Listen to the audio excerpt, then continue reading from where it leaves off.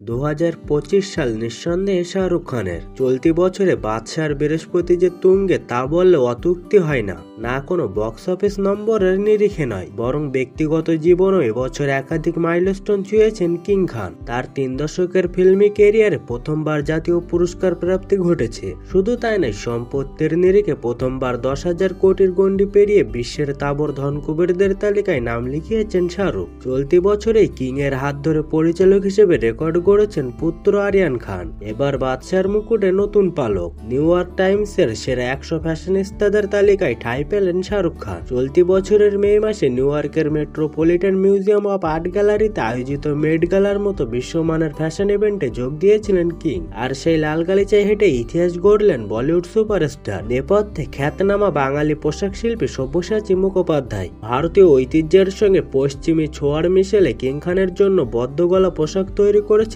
সব্যসাচী। আর king স্টাইলেই পশ্চিমী সিনে দুনিয়া রাতের ঘুমরান শাহরুখ। সেই মেট গালাতের হাত ধরে এবার প্রথম ভারতীয় হিসেবে নয়া রেকর্ড গড়লেন বলিউড বাদশা। এই প্রথমবার নিউ ইয়র্ক টাইমসের মোস্ট স্টাইলিশ ক্যালেন্ডারে কোনো ভারতীয় তারকার নাম ঠাঁই পেল। প্রথমবার মেট গালায় হেঁটে এমন মাইলস্টোন ছোঁয়া সেলফ ইতিহাসে বিরল। মাসখানেক আগে মেট গালায় যোগ দিয়ে ফ্যাশন সম্পর্কিত কথা নয়, বরং বিশ্বমঞ্চে দেশকে এগিয়ে রাখার বার্তা দিয়েছিলেন বাদশা। দীর্ঘণ্ঠে কিং খান বলেছিলেন, আমার দেশের মানুষদের প্রতিনিধিত্ব করা ভীষণ জরুরি। ভারত এখন সর্বক্ষেত্রে নিজের অবস্থান স্পষ্ট করে দিচ্ছে এবং আমাদের উপস্থিতির গুরুত্বটাও বিশ্বকে বুঝিয়ে দেওয়া দরকার। এবার তার হাত ধরেই নিউ ইয়র্ক টাইমসের মোস্ট স্টাইলিশ তালিকায় ঠাঁই পেল ভারত।